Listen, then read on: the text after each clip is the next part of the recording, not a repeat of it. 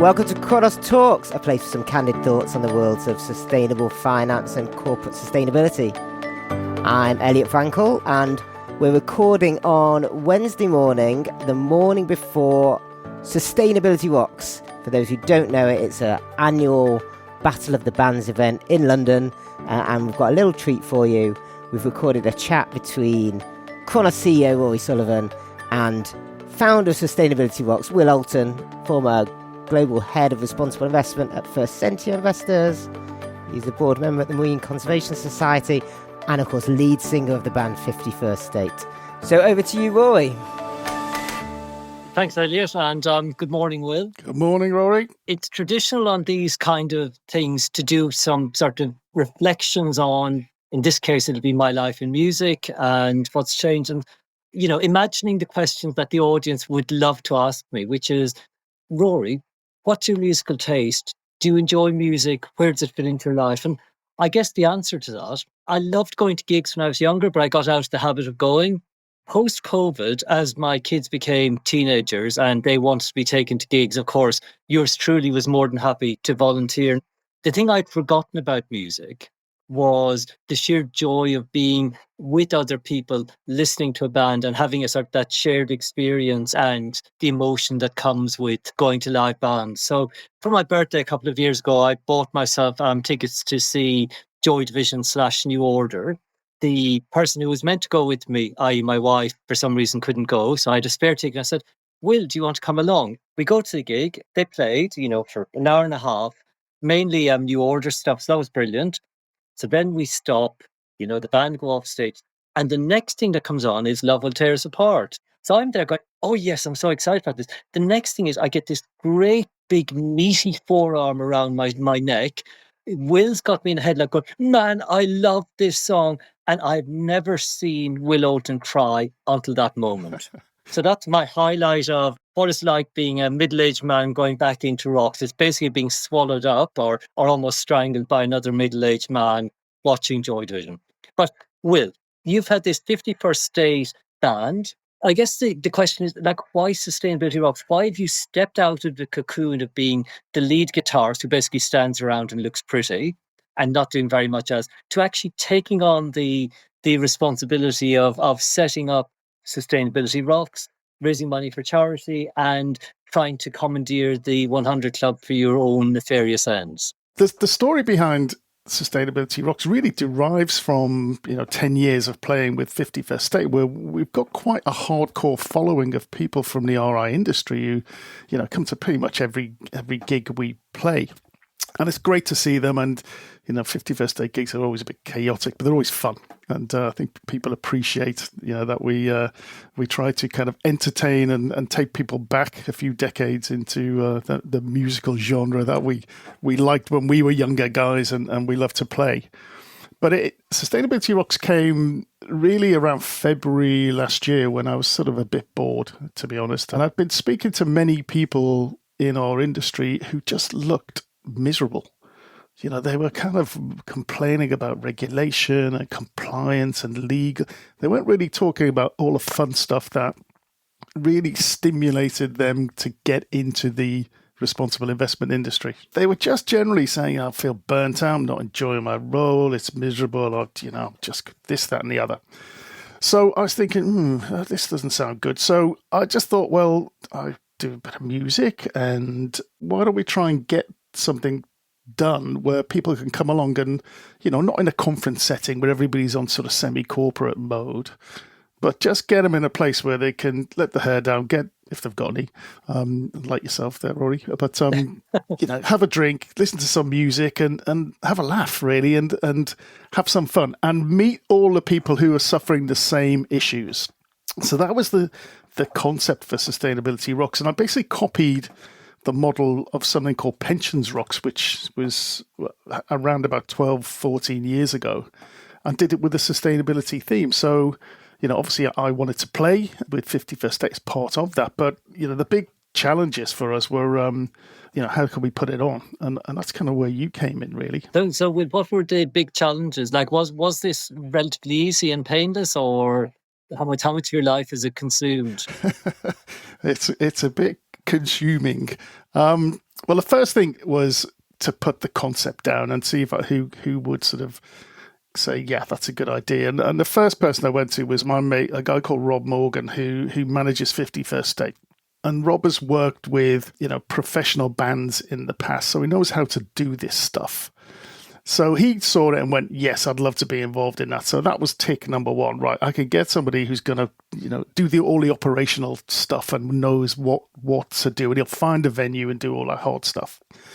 And then it was really about how do we underwrite the cost of it? Because if we can't get that, it's not going to happen. So that's where you come in. And with me sending this concept note to you and saying, look, it may be a crazy idea, but what do you think? Do you want to be involved? And I think it took you about 20 minutes to come back and say, yes, we're in. So once you were in and we knew we could cover the cost, then everything else started falling into place. So you were very instrumental in the formation of Sustainability Rocks, mate. You were very, very important in it. And I always thank you for that. And then the next challenge was really to put a team together, which we did, and then see, are there any bands out there in the industry that exist and would do it? So we eventually found 4, and the first Sustainability Rocks last year was a huge success, sold out, as is this year's. Raised a lot of money for charity, and as Elliot mentioned in the outset, I'm the vice chair of the UK's Marine Conservation Society, so I selected them as the lead charity. But each band gets to choose their own charity, so everything is sort of shared out equally between the band's preferred charities as well. So hopefully the objective was, let's get people happy again, get a bit energized, remembering why we're doing all this stuff, have a fun, let's raise some money for charity. And let's, look, as somebody said to me after last year's, it's a bit weird seeing Colin from Accounts suddenly on stage acting like a rock god. And I think people really enjoyed that. People just in a different context. Not pretty like me as a guitarist, as you've mentioned, of course, but, it was good. And I must say, Will, that I never knew I had so many friends. The number of people who've contacted me asking if we've any spare tickets and could we share them around. So I think in terms of enthusing people and creating FOMO in responsible investment, you've definitely succeeded in that regard. Well, thank you. But I mean, this year, as you well know, Rory, the tickets for this year sold out in 9 days.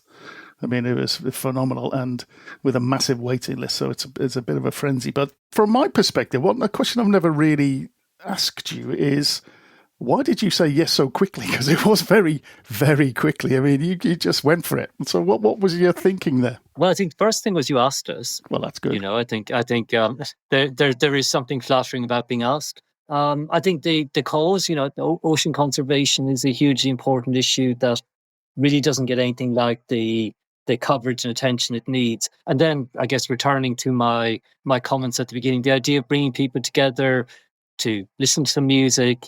I mean, in fact, in some ways, the bits in between the bands are almost the most fun part, catching up with people we haven't seen for a long time. So I think all 3 of those reasons together just made it an obvious yes. The only reason it took 20 minutes to answer was that I needed to get hold of Nikki Amos, the managing director of Chronos, and go, Nikki, I've got this idea.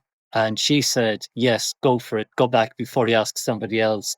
The thing you may not know is that we were amused. So we got back to you quite quickly. It took you about a day to respond to our email. Now, for somebody who normally lives on the internet, we were a bit worried we'd given you a heart attack by actually saying yes, because you asked for, would we help? And we said, no, we'll cover I think it was the cost of the venue you asked us to support. So we actually were wondering whether we should be calling for medical assistance until eventually you responded and confirmed that all systems were go. Well, exactly. But eventually when I came round, I was delighted to accept your kind support. Yeah.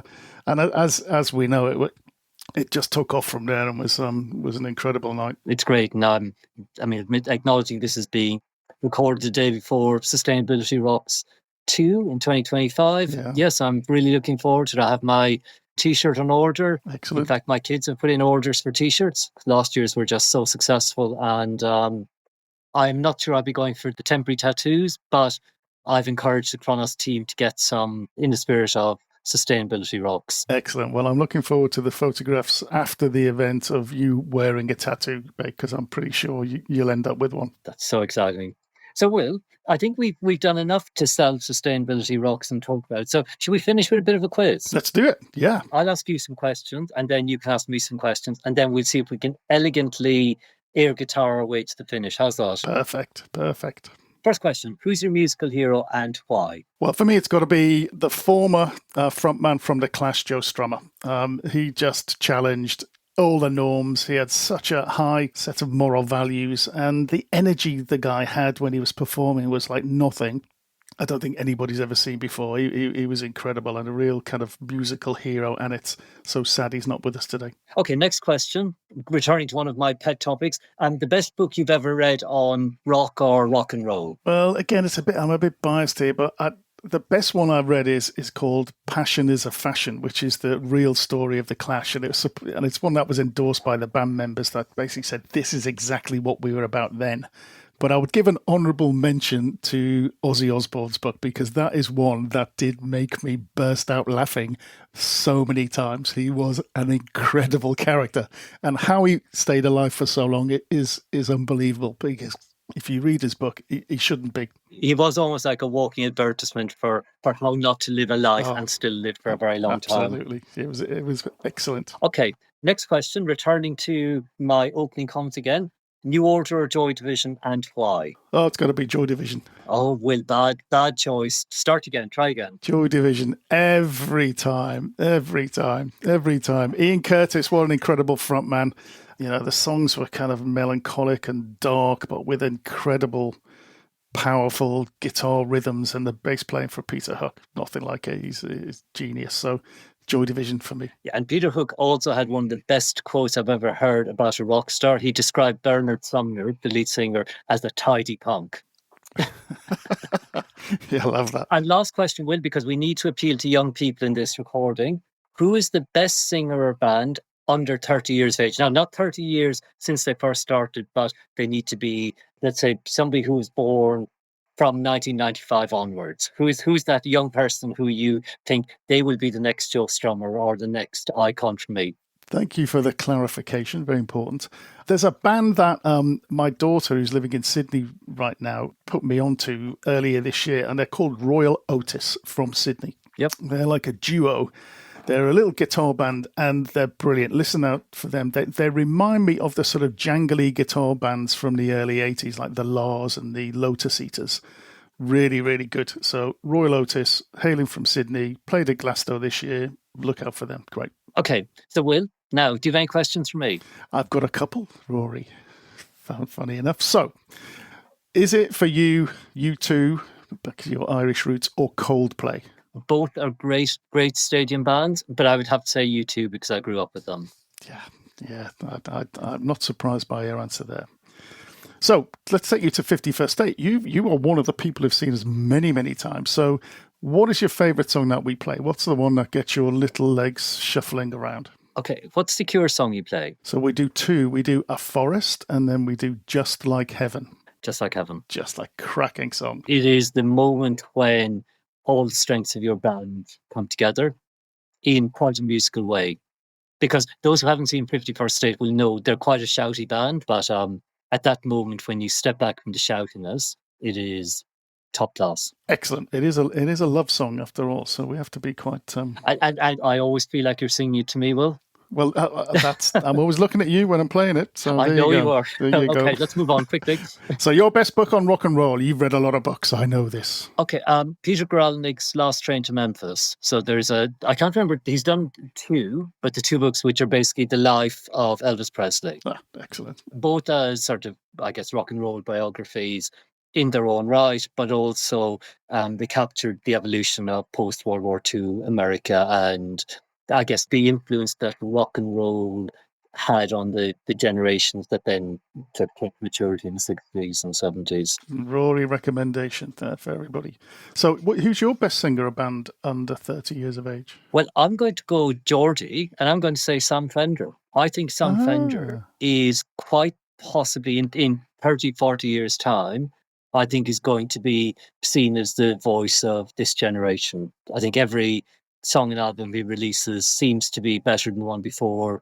And I think he's able to reach across the generations in a way that very few can. So yeah, Sam Fender for me. So what songs he done that you like? What's your favourite song of his? I think People Watching might have been one of my 5 tracks to get ready for Sustainability Rocks. Right, yeah. And in fact, I was going to have to cue it up on the vinyl, and then I was going to say, oh no, I better be a bit more modern and say, put it on the CD player. But actually, maybe I'll stream it. Excellent. Rory in the modern world. We love that. So, Will, with that, I think we're done. Elliot, have we sold Sustainability Rocks to the masses? Yeah, good job. Thanks, Rory. Thanks, Will. See you, bye. Thank you. Thanks for listening. Please do keep an eye on the Chronos Sustainability LinkedIn feed for more updates from us, and for future episodes of Chronos Talks, you can follow us on Spotify, Apple, or wherever you get your podcasts.